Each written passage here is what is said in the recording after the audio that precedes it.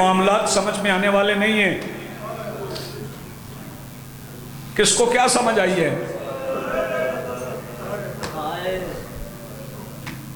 کہ رات کو بیٹی افطار کے لیے نمک اور دودھ رکھے؟ رات کو شہادت مجھے نہیں پڑھنا، بیٹی افطار کے لیے نمک اور دودھ رکھے اور باپ کہے بیٹی اٹھا لو. کیوں بابا؟ فرمایا اسے سنبھال کے رکھنا، کل ایک مہمان آئے گا. سیدہ آپ کو سلامت رکھے، مخدومہ عالمین آپ کو اجر عظیم عطا فرمائے. لاہور سے آیا سید زادہ. میں آپ سے بھی گزارش کروں گا کہ چلیں کوئی روایت کا اختلاف سمجھے تو سمجھے، کم از کم مزار کی شبیہ سمجھ لے.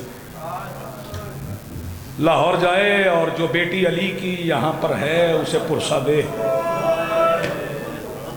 کہ سیدہ آپ کے یتیم ہونے کا. بات کوفہ کی ہو رہی تو کوفہ جب علی کی بیٹیاں آئیں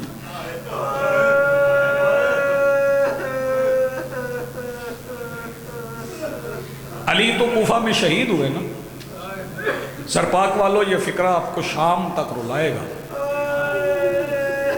کوفہ ایسا شہر ہے جہاں علی کی ایک بیٹی کے بیٹے گم گئے تھے.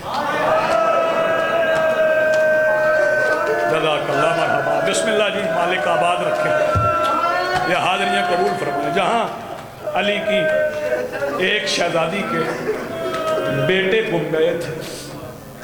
مجھ سے پہلے حاجی پڑھ رہے تھے،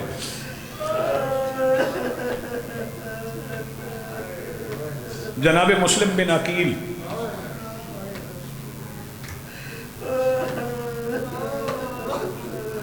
مسجد کوفہ بڑی یاد آتی ہے. مولا صاحب کو وہ دکھائیں مقام. جناب مسلم بن عقیل، نماز شروع ہوئی تو ہجوم تھا نمازیوں کا، ختم ہوئی تو اکیلے تھے. پھر جب میرے مولا کو ایک طویل جنگ کے بعد دربار لے جایا گیا، دو فکریں مجھے کہنا ہے مصائب کے تاکہ کچھ آوازیں اور بلند ہو جائیں. تو دارالامارہ کی چوٹی پر سرکار مسلم رکوع میں تھے، جلاد کے ہاتھ میں تلوار تھی. تو دور کسی منزل پر دو بھائی اکٹھے بیٹھے تھے، حسین اور عباس. میرے مولا حسین نے مولا عباس کو منظر دکھایا تو ایک بار میرے مولا عباس نے آقا حسین کے پیروں پہ ہاتھ رکھ کے کہا، مولا اجازت دیں، میں 19 رمضان کو چپ رہا، مولا میں 28 صفر کو چپ رہا، ایک بار اجازت دیں میں کوفہ جاؤں. عباس کوفہ جا کے لڑو گے؟ فکرہ سمجھنا. نہیں مولا آپ کی اجازت کے بغیر کیسے لڑ سکتا ہوں. تو عباس کیوں جانا چاہتے ہو؟ عرض کی مولا دارالامارہ کی چوٹی دیکھیے، یہاں سے میرے بھائی کا سر کٹ جائے گا، زمین پہ گر جائے گا، کون سنبھالے گا میرے بھائی کے سر کو؟ فرمایا عباس تو نے دارالامارہ کی چوٹی دیکھی ہے، بازار نہیں دیکھا. سیدہ آپ کو سلامت رکھے. بڑی پیاری عبادت ہو گئی، بڑی روحانیت ہے. مولا نے فرمایا دربار میں دیکھو. جب دربار میں دیکھا تو بازار میں دیکھا تو فرمایا مولا حسین میں نہیں دیکھنا چاہتا. عباس کیا دیکھا؟ فرمایا وہ جو ٹوٹے ہوئے ہاتھ کے ساتھ میرے کرتے سیتی رہی ہے، وہ شہزادی بازار میں جھولی پھیلائے کھڑی ہے کہ آ میرے بیٹے کے سفیر. اللہ کرے میں اگلا فکرہ سمجھا سکوں. بس عزادارو، سر شہزادی نے سنبھال لیا، سر شہزادی نے سنبھال لیا. کیا بتاؤں کوفہ میں کیا کیا ظلم ہوئی. سرکار مسلم کا بدن، میں روایت کے لفظ نہیں پڑھوں گا، سمجھنا آپ نے خود ہے، میرے دل کو تکلیف ہوتی ہے میں یہ لفظ پڑھوں گا. جلاد نے مسلم کا بدن دارالامارہ کی چوٹی سے بازار میں ہاتھ سے نہیں گرایا. میں بس کنایا کر سکتا تھا، اشارہ کر سکتا تھا، ہاتھ سے نہیں گرایا. بس آخری فکرہ سنیں.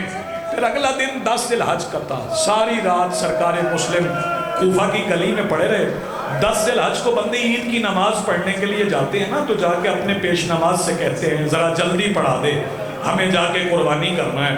کوفہ کی مرکزی مسجد میں بھی یہی شور تھا کہ نماز ذرا جلدی پڑھا دے، اللہ کرے میں سمجھا سکوں کیوں کیا کرنا ہے. تو کہنے لگے کل رات سے کوفہ کی گلیوں میں ایک جنازہ پڑا ہے، ہم نے اس جنازے کو اٹھانا ہے. چکوال والوں سنو گے، پھر وہ جنازہ اٹھایا گیا. آخری فکرہ کہہ رہا ہوں، اللہ کی قسم ہے کہ یہ جنازہ اٹھایا نہیں گیا، یہ گلیوں میں کھینچا گیا ہے. کھینچا بھی کیسے گیا ہے کہ ہر بے غیرت آتا تھا، اپنے حصے کی رسی مسلم کے پیر سے باندھ کے اپنے گھوڑے پہ بیٹھ کے گھوڑا تیز دوڑاتا تھا. مسلم کا بدن کبھی اس دیوار سے بس یعلم الذین ظلموا ای منقلب ینقلبون ولعنۃ اللہ علی القوم.